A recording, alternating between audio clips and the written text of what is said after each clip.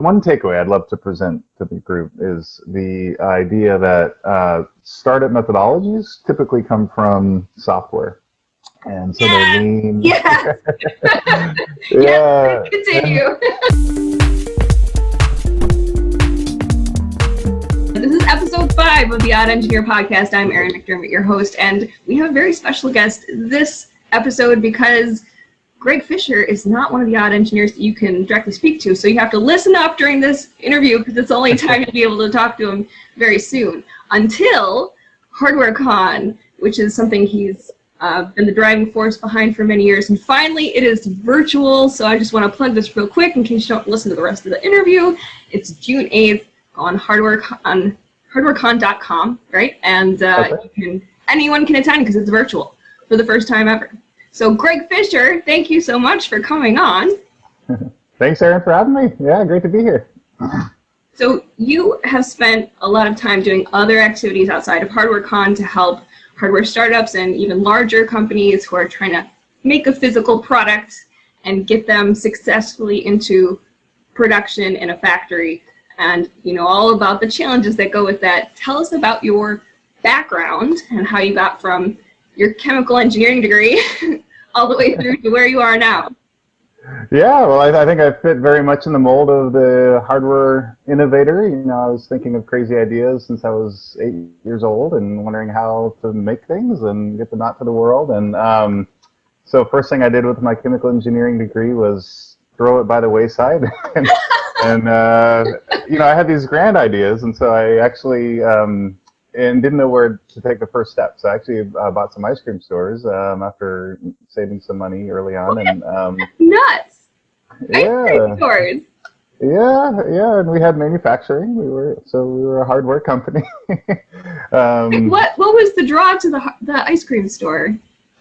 You know, I had ideas for food delivery and satellite radio and these big ideas, and I was trying to figure it out. What's the next step? And I realized, you know, nothing in my chemical engineering degree or working at the medical device startup was really preparing me to understand how to put a business together, you know. And, which one of your parents was the entrepreneur? What's that? Which one of your parents was the entrepreneur? Oh, neither, actually. No, they were both very stable, which I think drove me to it's like, why aren't you guys out inventing stuff?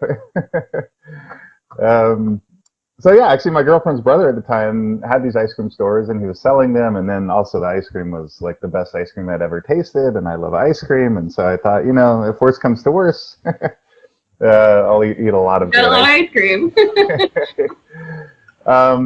But yeah, so and it did kind of cut my teeth that way, and then learned a lot about business, and got later on was working with a importing company for literal hardware, the tools, wrenches and screwdrivers and so forth. It got me to China and was managing their quality program, and got to China and just realized what opportunities there were for improvement, really, process control, quality control across the board. And this was in 2003. So China was just kind of starting to ramp up in those days, and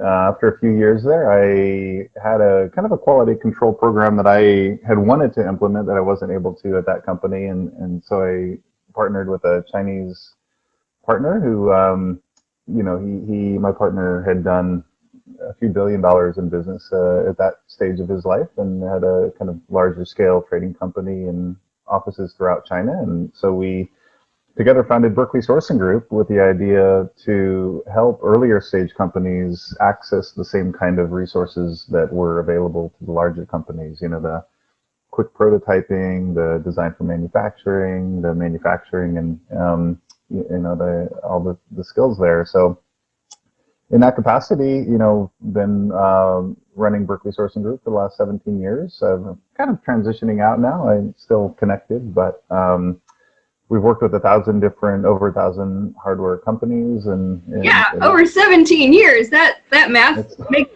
sense. Wow. It's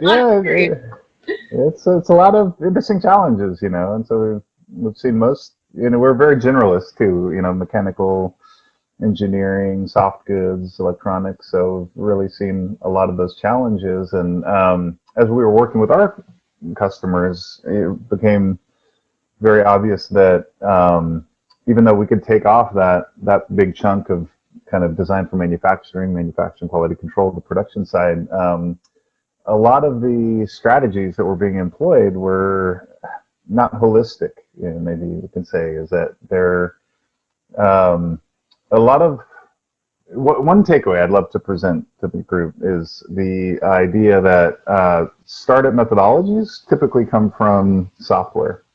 And so they're lean. Yes. Yeah. Continue. And they're great, they're great methodologies, and I don't want to. There's a lot of value there, but they're lean and they're agile, and you change on the fly, and some of that can happen in hardware, but a lot of it can't. And once you make a design and you prove the design and you test the design and you're ready for manufacturing, once you place that order, components are being purchased, production queues are being set up, and workers are being trained, and so it's very difficult to come back and say, hey, I just want to tweak this thing here. If we got basically every production that we ever made, I would say. And so there needs to be a bit of a different strategy, and that's where we started Hardware Massive and HardwareCon, was to try to present this idea that you really need to look at hardware startups differently with a different methodology. Yes. And really partner. There's about we depends on what kind of product, but between 20 and 30 different disciplines. Like, if you're really going to succeed well, then you need somebody with 10 years experience that is not going to make any mistakes, right? And and that's something I've seen with software companies too, like the very big, the Apples, the Googles, the Amazon Lab 126. Like, they have so many people that they can have very, very specialized divisions of labor. And right. Like, I'm continually surprised that the project managers at Apple do not know how to do the engineering of the people that they are managing. They are project managers. They manage the projects. They can make a Gantt chart like lickety split, but they cannot help in the engineering in any way.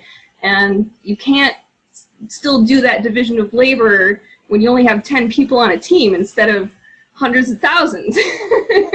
Exactly. And they have an engineer for one tiny little stamped part, right? And that's his job, is like optimize that little teeny part. And as a hardware startup, you have maybe one or two mechanical engineers that are in charge of every single component. And so yeah, it's important, and humility, I guess, is the other very valuable trait in hardware, is because there are a lot of challenges, understanding and listening, really respecting the process and the people that have done it many times before, is part of what we wanted to share with the world.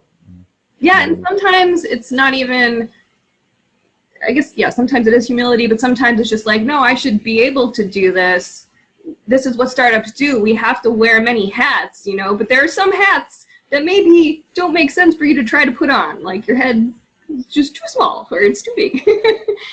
You're so right, and a lot of the folks that we worked with, they might be PhDs from Stanford or Berkeley and engineers, and they've everything else they've done in life they've been a whopping success at, right? And so they come into the hardware space thinking, okay, I can do this, I can learn this, I can execute this. And they probably could if they had 15 years. Exactly. Yeah, that's about the right time frame. But it is, we've seen many cases there too where it's challenging, and it's a difficult pill to swallow to respect all the different details involved. There's some areas that maybe stick out more like a sore thumb than others that people tend to just try to do on their own that they should really be seeking help for. Yeah, I think as far as awareness, I think that the first step is awareness, right? And so I think first understanding you have a problem. And just what is the process, right? I mean, packaging is one that often comes up that people they're not really thinking about until later on, and packaging often turns out to be 7 to 10% of the cost of the product. So if you haven't sourced that, if you haven't gotten the quotes, if that's not in your cost of goods, your pricing model can be totally off, Right. or you Great can be too point. late. You're last minute. You're stuck with fast solutions, which may not be the optimal solutions. So, I think first step is just really walk through the whole process, right? Tariffs, duties in general, shipping, logistics, 3PL, customer service, returns, defects. The design, probably the one that is really a black box that is so critical, that is very challenging and underestimated, is the design for manufacturing part. Yes. And this can be had through manufacturing partners, and generally it is. But if your orders are small and you're working with a tier 3 factory, and you may not get the kind of support that you need, and that can really turn into quality issues and cost issues and time issues for rework and other things. So it's not necessarily, most of these things don't need to be in-house. I think as a hardware startup, you can't have 20 people on your team that have 10 years experience. So you have to look for the right partners, and so a lot of the operational things I think are underestimated. Hardware startups are usually the creative innovators, right? So they typically love being in the lab, right? Love being in the building prototypes, making the next best iteration. That's your comfy cocoon. That's where you're safe. It's home. Exactly, and it's a great place to be. So it's most of the things that are not in the lab is where I'd say most hardware startups need more support. Yeah, and then so you touched on a bit the relationships you have with vendors, and that's something I've definitely seen when I interview hardware startups that make it, and when I talk to hardware startups that don't make it. One of the key things I found is that the ones that make it are like, the thing that really saved us was we had a really good relationship with our vendor, and they came through for us and went the extra mile when they really didn't have to, because they liked us, because we had a firm footing before it got to that point. Absolutely, and it's funny to me hearing a lot of the chatter around Chinese factories having such a hard time, because having bad reputation, because being in those factories and working with those factories, on the inside, I think everybody would be blown away about with how many problems they're solving that weren't accounted for in the design. They're in any given project, there are a lot of the design can work theoretically, but then it has to work with a certain tool on a certain machine with a certain worker with certain power. They get brownouts and other things. Life happens, right? And so these factories are constantly making subtle changes to make things work, and oftentimes the only output, or only real obvious output of that is, oh my gosh, they changed my design. Why would they do that? And that there maybe needs to be a little bit more respect there sometimes, but at the same time, I think that that the vendors do so much to optimize the design, to make it cost effective, to make it durable. And so the more you can have that open conversation and get behind the scenes and the engineering, and the more comfortable they can be with sharing those dirty All the details things with they you, changed. the better off you're going to be in communicating and working through those. Absolutely. And so you worked with small startups all the way through, medium-sized companies, maybe large companies. What are there differences between the two that you see with issues that they didn't realize? Oh, I mean, the biggest, very obvious difference is the process. The larger companies, there's a paper trail. Every change is documented and tested, and maybe simulated.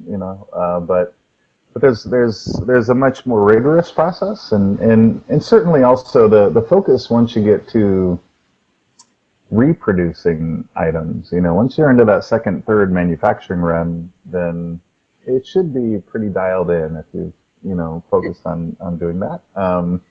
There's always changes and things are always happening, but the larger companies are really focused a lot more on the cost control and the efficiencies and the durabilities and the supply chain in general. Whereas once you're getting those, usually hardware startups, you're working with products that have never been made before. There may not be a machine available. Right. One of our first products was the clean bottle, and it was a Yeah.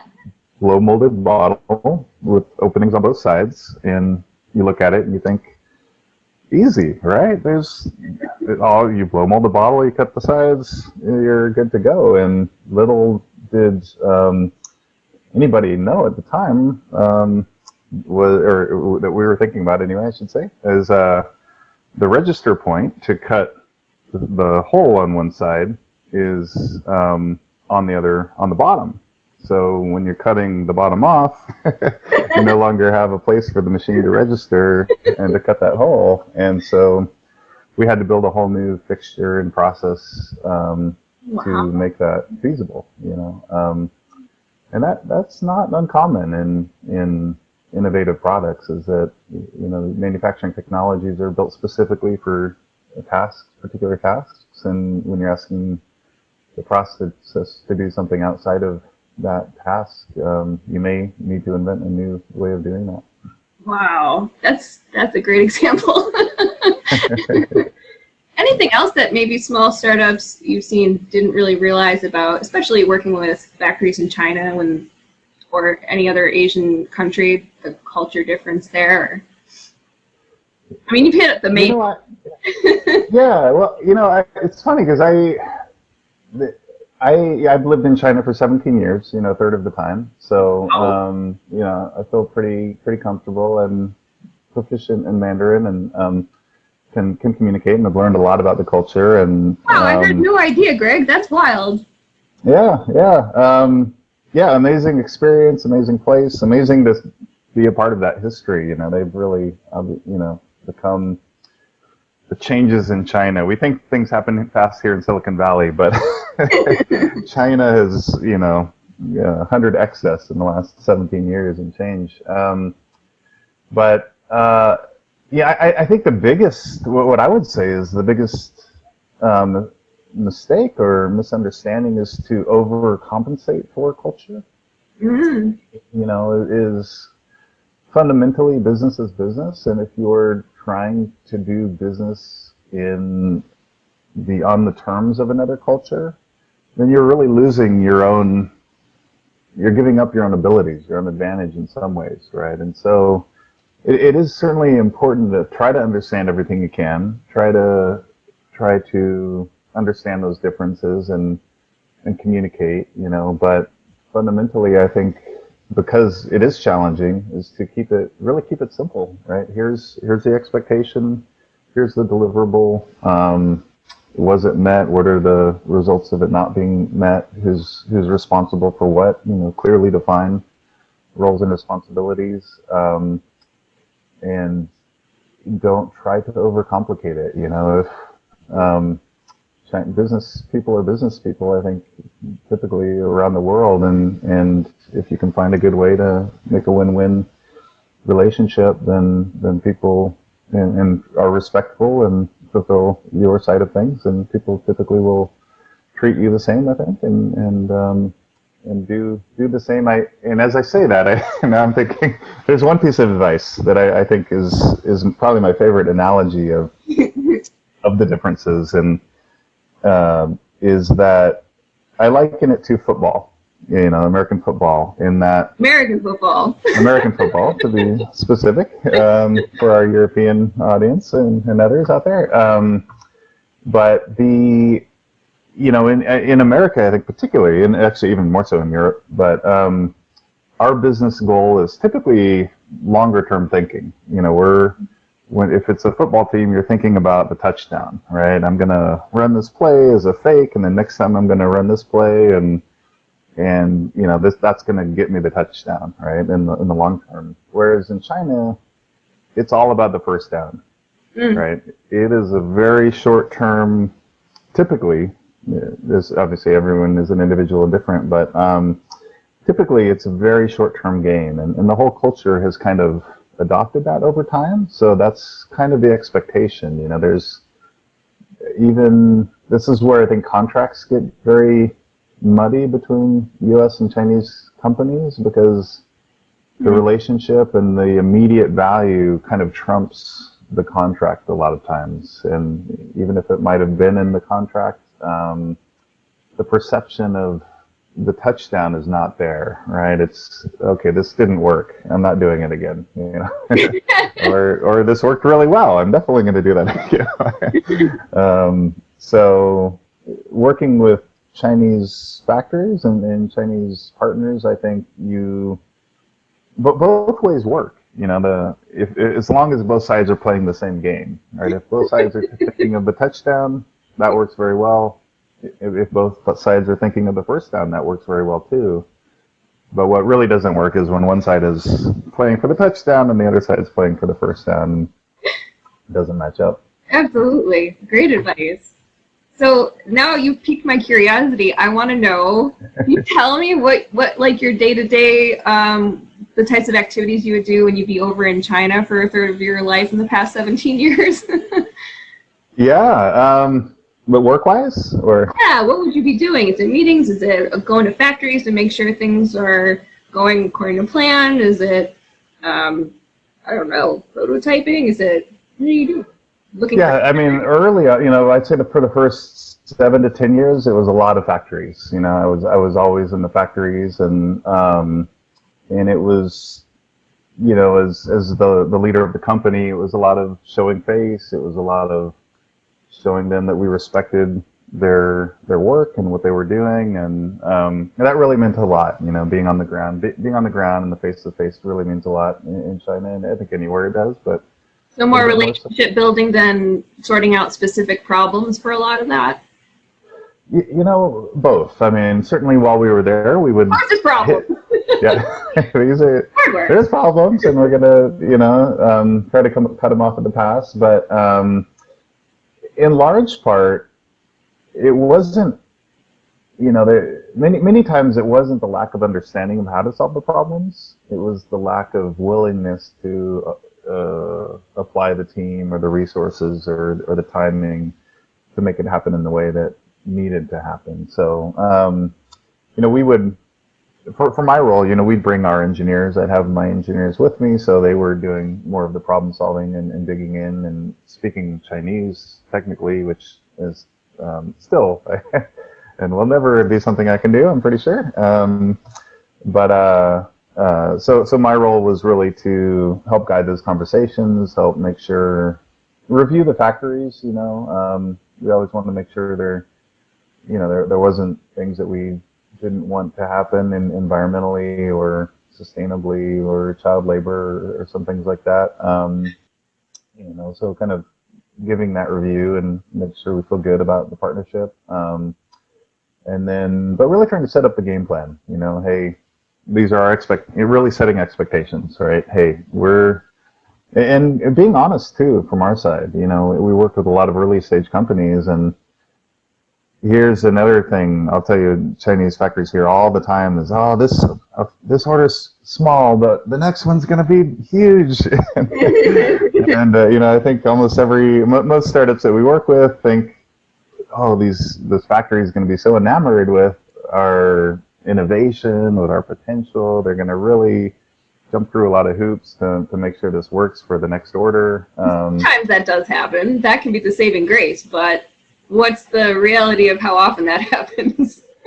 and those factories have all worked with tens or hundreds of startups where it didn't happen, and they know that reality much more than the startup who's doing this for the first time. Yeah. And they know that conversation, and they know all the details, and they know that you're not beholden to them unless you have a long-term contract, right? So if they're going to do all this work up front to solve all your problems, now they've absorbed all that cost, and now you can take it to somebody else who can easily replicate a very good, well-designed, manufacturing process. So, so our part of what I would do with these factories is just be very honest. Look, hey, this is where we're at. This is what we need.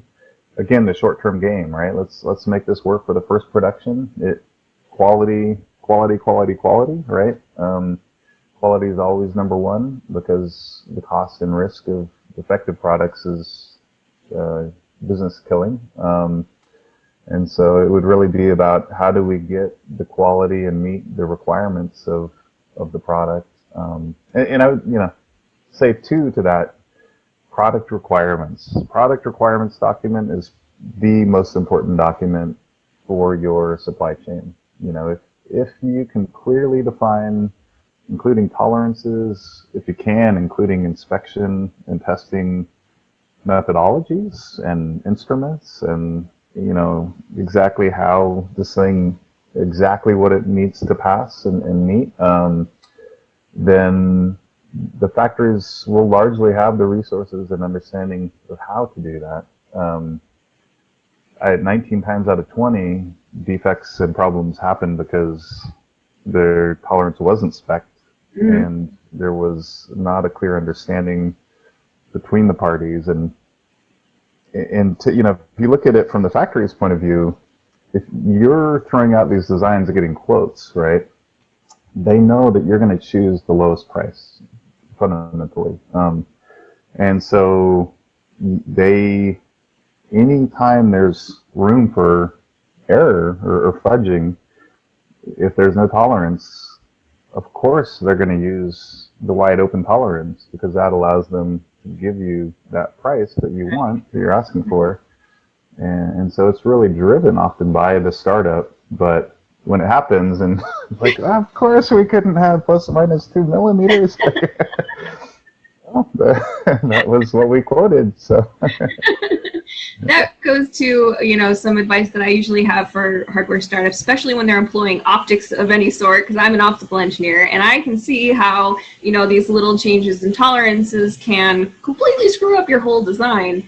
I always caution them that you really want to have as much of the ownership of the design and the tolerance and the optimization on your end versus the factory's end as much as possible.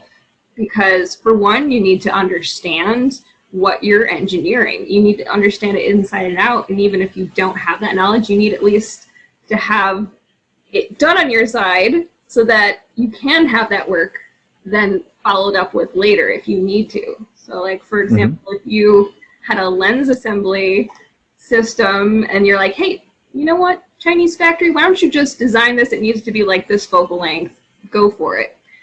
And they come up with this assembly that's like several different lenses and some apertures, and then that factory maybe closes, and then what do? And then you don't have the design. You don't have it at all, because what you gave them is not actually a design.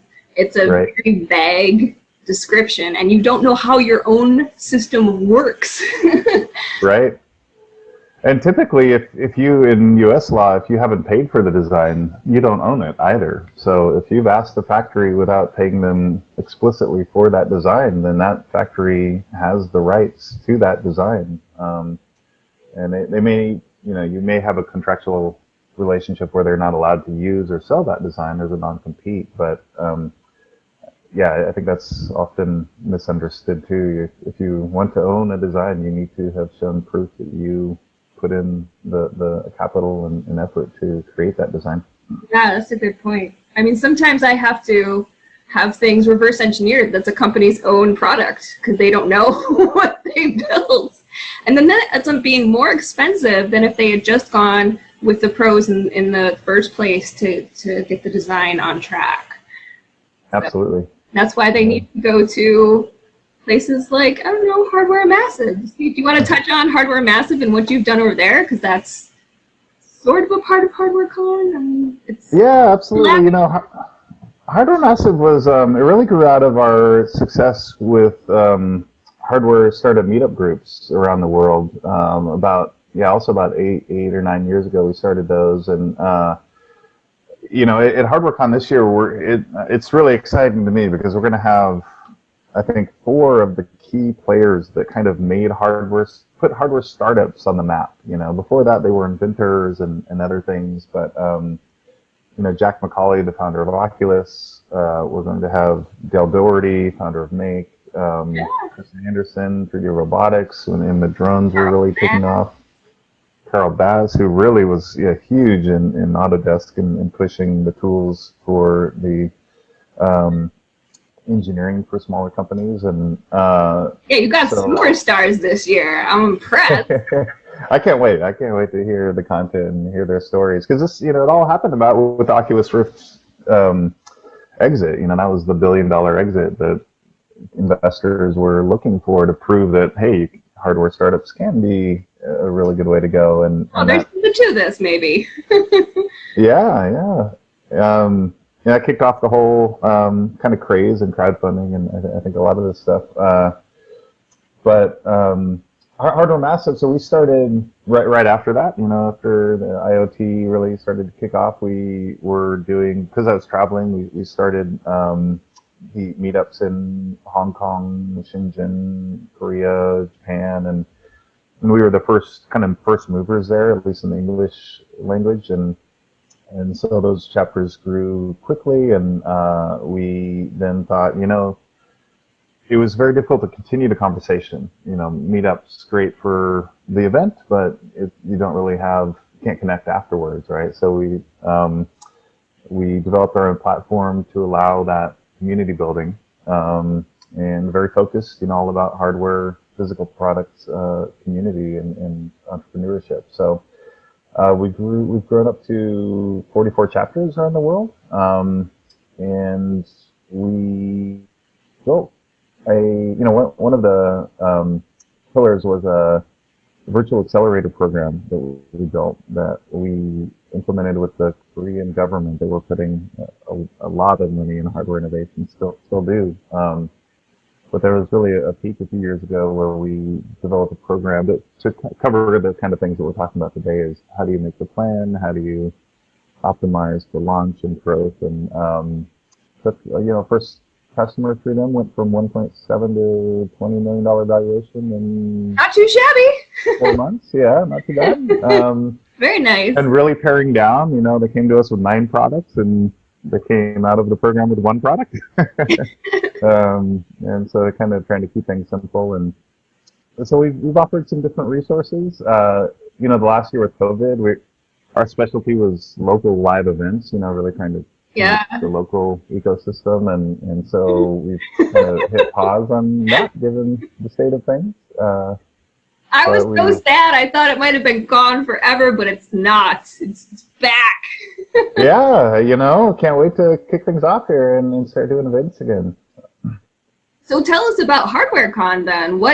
It's totally different this year because it is virtual. How is this going to work?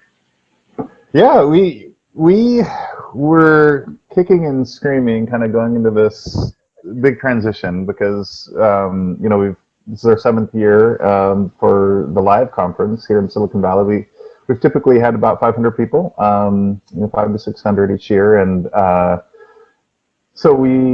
but given we had postponed until April this year, and it was still a little too close to comfort. We didn't want to take any risks, and so we also didn't want to postpone anymore. So we thought, let's transition this thing over to virtual. And I think there's certainly some Zoom fatigue and some I think everyone's ready to get out into the real world, and so we took a hard look at what were the things that we liked about the live events that weren't getting captured with the virtual events, and so I think our event is really going to be implementing a lot of things that aren't typically implemented, and a few things are that we really, a lot of people come for the speakers, right? They want to get that firsthand knowledge, ask their firsthand question, and so what we've done is that we have the live Q&A panel. After the panel, we'll have the live Q&A with all the panelists, but then we've also tried to recreate that speaker walking off the stage and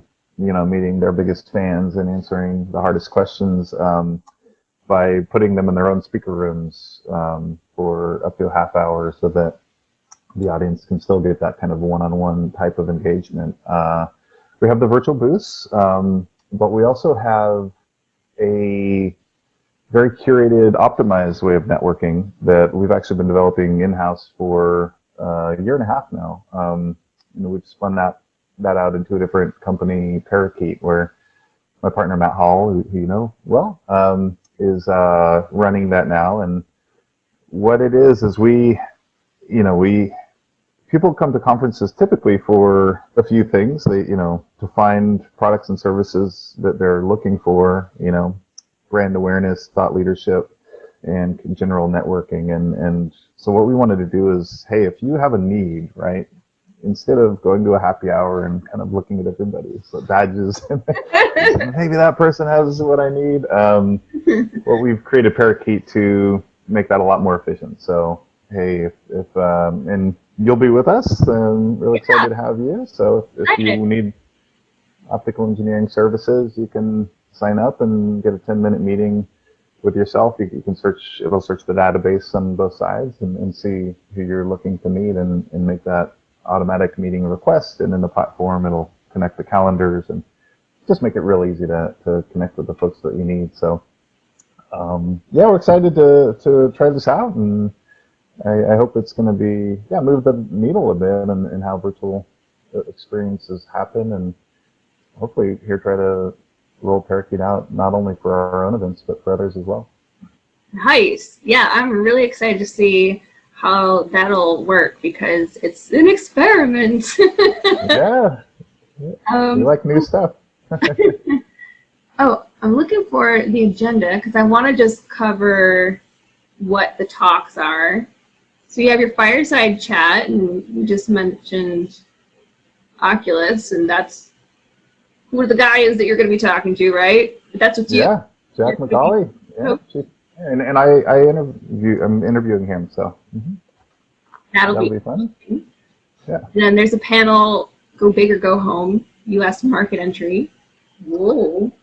Yeah, so this is what I'm excited for is, I met all these startups around the world, and they wanted to come to HardwareCon, but it's a lot to, spend $4,000 or whatever on the tickets and the hotel to get over here for a day or two. And so we actually put in this panel for our international community, so that that's so nice.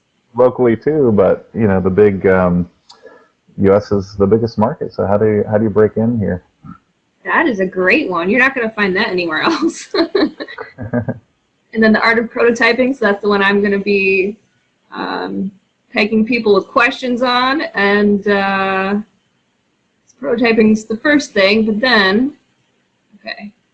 Oh, you got a pitch contest. Yeah.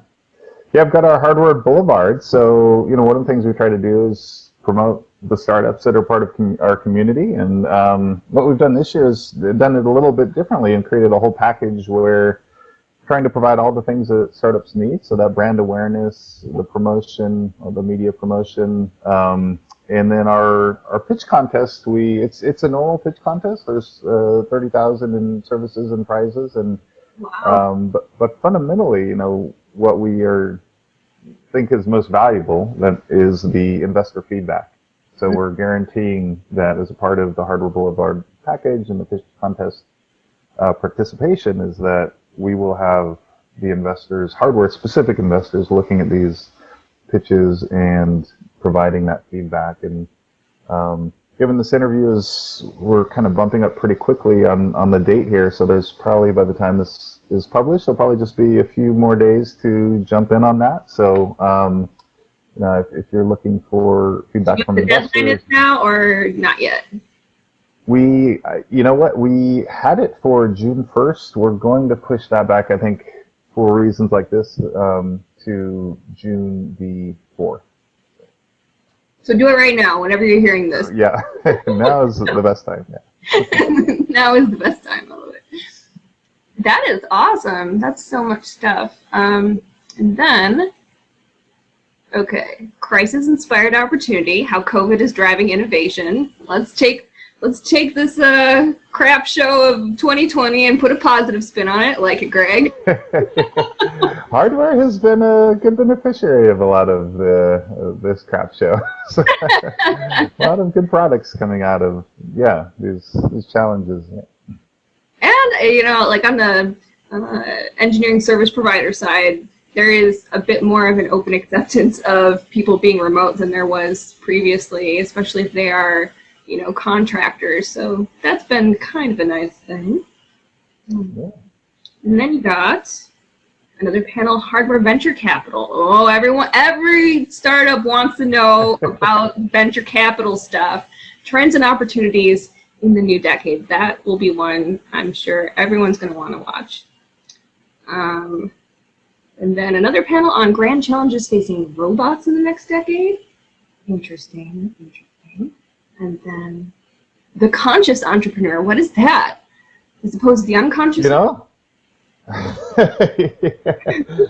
that maybe the more conscious one, we could say.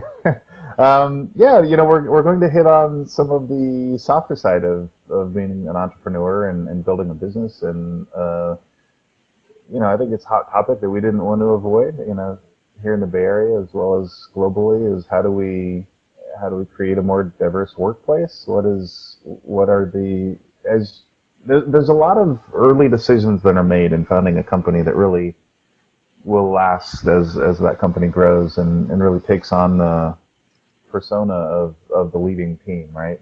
The folks that are defining and making decisions. And so we wanted to bring this topic to bear about what can that look like? What are some of the topics you should be thinking about internally as well as externally? We have Dan Radomski from Michigan will talk about the circular economy, and then we have Jim Doty from Stanford, about kind of the holistic well-being of people and companies and how they work together. And so the general discussion beyond just the single bottom line, what does the triple bottom line look like, and how can we get there? Wow, you are covering all the bases with this one event. This is amazing. And then you have to have what the bleep happened to the maker movement. I would guess Dale's going to be on that one. Is he? Dale is there. Yeah, this is those are the folks I was talking about, Chris, Dale, and Carl, and they're all friends, so it's a very friendly conversation about their inside scoop on all this excitement that welled up 10 years ago and how that has transformed things and kind of where that energy has gone. I think more than it hasn't really dissipated, but it's kind of moved into various aspects of life. Yeah, that'll be really interesting to hear what they have to say. And then you also have an hour of networking at the very end, and I mean, talks are awesome, but really the reason why I spend thousands to go fly on a plane to go somewhere to a conference is the networking, to actually meet people in person or virtually now, but you're still meeting people. It's so much different than like finding someone on LinkedIn and then sending them a connection request and then never actually knowing what they do or why they do it or what they need or what you could do for them or what you can get from, you have no idea who that person is. But what is this networking session going to look like? Absolutely. So we're going to have kind of a large general room and then breakout rooms as well for smaller groups. But it's exactly that. It's the virtual version of the happy hour. So we invite everybody to dust off their wine glasses if they haven't been well used already, and to join us for a drink and to connect with hardware-focused entrepreneurs and partners and investors and the whole community. Beautiful. And so if, you mentioned the parakeet stuff, if someone is a service provider or some other sort of provider and they want to be a part of that, is it too late to join? No, now is the perfect time, actually. We'll keep that open right up to the day of, and we've got the whole platform built for that to be very robust. So basically, as a service provider, you would buy what we call the seller side matchmaking ticket, and you would define your category. Are you optical engineering? Are you packaging? What category are you selling your services in? And then you have an opportunity to make a one-time HardwareCon deal to the group, and then every attendee is given a buyer side ticket. So everybody that has a ticket to HardwareCon can look for the services that they need, and then we connect those parties, and you'll show up in the searches if you're looking for for packaging, then you'll see all the packaging providers and just be able to create a meeting right there. So it's very, it's not the $10,000 or $20,000 or $50,000 marketing budget. It's just very focused. It's $875 for that access, and it's just a very focused. Hey, let's get down to talking business. So just like a booth at a conference, but it's virtual. It's so cool. People can just walk up. Yeah, and that you don't even have to man the booth, right, or person the booth. Oh, bonus. It's just it's just, hey, this seems like a good fit. Let's set up a 10-minute meeting and see if we want to take it further from there. I mean, to me, as someone who spent many, many hours behind booths, this sounds even better than a typical conference from the vendor side. There's no booth blisters in the next days. That's awesome. Exactly. I feel that, yeah. You might take over the conference industry with this. No one wants to stand there anymore. It's torture, Greg. So what about with, you mentioned the startups and that whole package. Is that a different ticket, or do they need to apply it in a different way? There is a Hardware Boulevard ticket for that. So that includes the virtual booth. It also gets 2 free tickets to the conference. It's very, complete package for startups. So you do get the seller side matchmaking for startups also, so it's a way for you to meet directly and promote your new service with the attendees as well, and then you get promotion through our media and announcements to the world, and you get to be involved in the pitch contest to practice your pitch, get it down, and to get in front of our judges, hear their Q&A, and generally promote what you're doing to the world and see what the response is, get real-time feedback. So much great stuff. You mentioned this before in a different meeting we had about, and I'm so on board with this. You said, there's so many conferences for software, but what is there for hardware? And that's part of the reason why you well, whatever, I'll just make one. This is the place, guys. This is where you go to find your people. There aren't a whole lot of hardware-centric things. There are, like electronics engineering conferences, and there's very specific niche discipline things. But there's really nothing else that's just, hey, I'm trying to build a thing, and I need this guy and this guy and this guy and this guy. I need this service, and I need an expert in supply and shipping and project management, and you'd have to go to a million different conferences.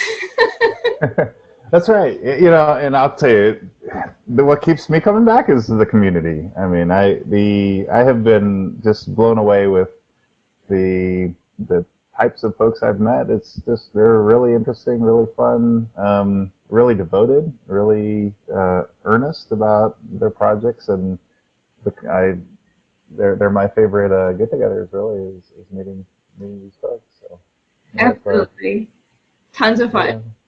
Yeah. So June 8th, HardwareCon.com. Go right now. The deadline is immediately. Do it now. That's right. It's about that time. Yeah. Anything else you want to add that people should know about? They could probably also, are you still opening Hardware Massive up in some other way that people can join that, or? Yeah, we'd like to, I think we're still probably a few months out, but you can sign up now. It's all open, hardwaremassive.com. And if you are interested in having local events, contact me. We're, be happy to support with our platform, any local chapters. We are, I think, a big part of this is we're going to see how this virtual experience goes with HardwareCon, and if we can roll that over to these local chapter events and around the world, so that we can bring a lot more awareness and ability to network going forward. But and we'll have some partner events and some other things, so keep an eye out there. But yeah, I think we're really putting everything into HardwareCon right now, and in a few weeks we'll pull our data together and make a bigger game plan for Hardware Massive. So if you have ideas, if you want to have an event, or if definitely welcome any ideas around helping hardware startups succeed. Awesome. Well, Greg Fisher, thank you so much for talking with us today. I'm so excited to see how HardwareCon's going to pan out. I'm sure it's going to be awesome. I just don't know how awesome yet. Well, we're excited to have you, and yeah, I'm really looking forward to seeing you there and everybody else. So thanks so much, Aaron, for having me on today. For 15% off any HardwareCon ticket, use code ODDENG15. That's ODDENG15 at hardwarecon.com.